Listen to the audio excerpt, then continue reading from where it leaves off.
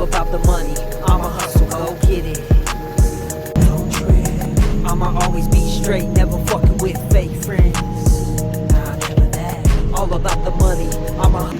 Welcome back to 5150, everybody. Today we got a couple things we're going to do. We're going to work on the 3406B model a little bit. Right now what we're doing is working on the fuel system on the C10. One thing we have done, we moved the return from up to here. It was back here at the back. And the problem with that is when you go to return, you don't want that down pressure causing it to have any resistance, so you want it to flow freely. So what we did was cut a hole in the bed here and routed it up into here. It did not give us any length for the return side, but I got stuff coming for that. The other thing we did is we got the vents set up so that it won't just vent into the bed, especially with the battery going to be back here. So I got it to where it vents down through a hole and down out. That way, if anything were to happen, we have the liquid going out and in between the tires instead of possibly going into the tires or into the tracking area. So what I'm going to do now is we're going to button everything up on this, and then we're going to come up over here to the 3406B, and we're going to start working on that. We got to get the head off and get a couple other things done, but stay tuned because we are going to have a lot done today. All right, so we got the head off, and if you come over and look, all the pistons have hairline beginnings of cracking going on, and you can really feel it with your nail, and they don't feel too good. And they're all on this side, except when you get to the number 3 piston, which if we turn the light on here, which you really don't even need it, but you can see them. Now this is the cylinder that has a crack in the liner. So what we're going to do is today we're going to get the bell housing adapter off.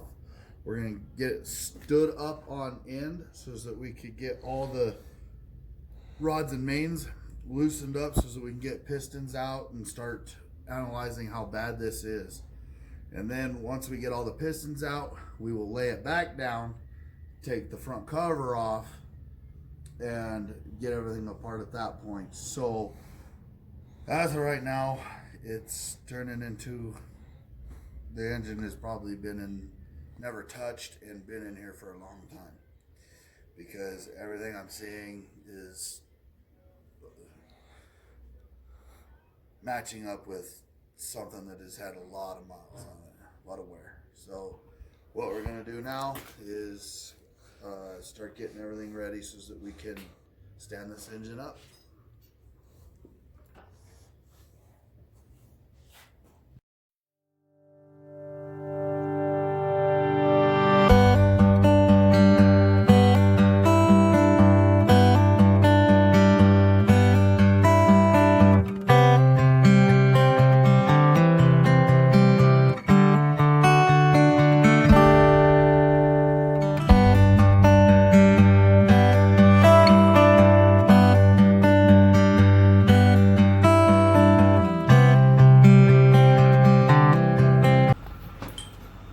So me and Corey have gotten to a point where the head is off, as you've seen, and now we got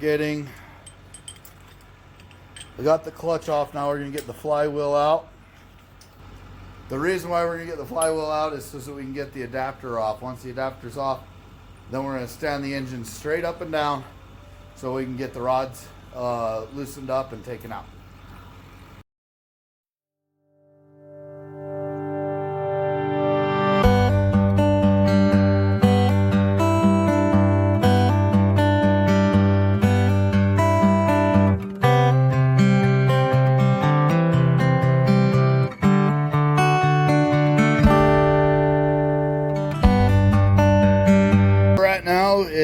Corey's lifting this other side. If you look at it, it's at an angle this direction.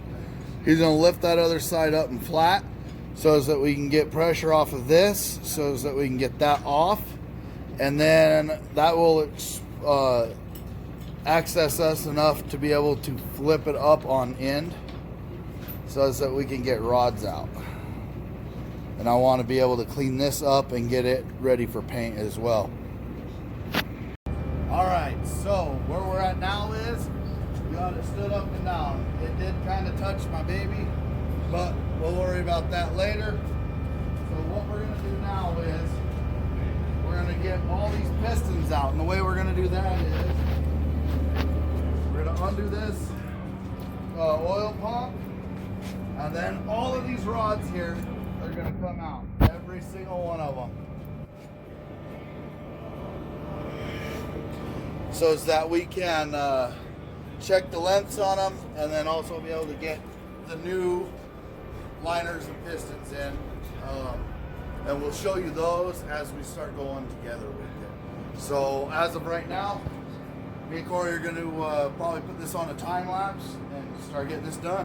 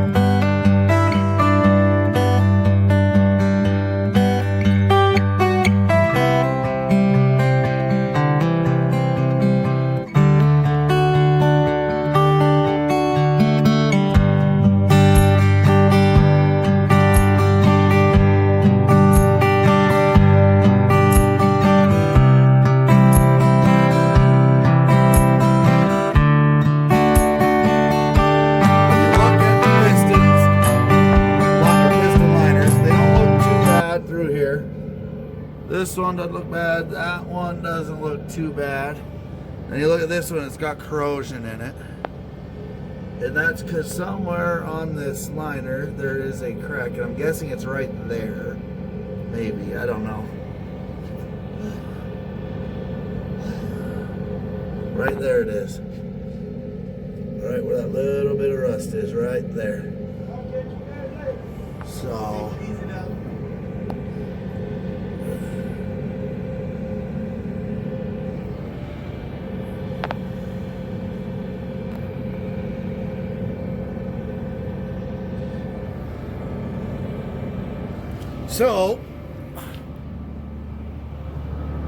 with that, my buddy Brian, he's going to bring his liner tool out. We're going to pop liners out and then get ready to go in with new ones, and then get we're going to measure rods and check everything else like that, so we can make sure that there's not one bent, especially the one for number 3. And then we will figure out what we got to go and do from there. So we'll continue on and just do what we got to do. Alrighty, so what we have gotten so far, all pistons and rods out. I've broke down the pistons from the rods. I have a buddy with the sleeve puller so we can take the sleeves out. He's going to come up and do that. The other thing we got, if you look down here, we got everything off of a Jake brake engine here, including the Jakes, their bolts, their adapters, everything, push tubes, everything. So when we go back with this engine, we're going to use the same head and do some work on the head, like get some of the bolts that are rusted in there. We'll weld them out, then we'll put a nut on it, weld a nut to it, and then let it cool, and then we'll brack those bolts out that are snapped off. Once we get that all said and done, then we'll put the head on after we get this built, and we will continue there. So for right now, thank you for watching. I'm not sure if this is going to be kind of a short video or kind of a long one, and kind of throw in a little bit of the step side and a little bit of this in at the same time again. As to the step side, I just got confirmation that a whole bunch of stuff is on its way. I had and fittings and headers and fuel pressure gauge and just a whole slew of parts start coming this way. So until I get to work on this again, you guys enjoy the video, share the video, have a blessed day, and you have a good one. Talk to you soon.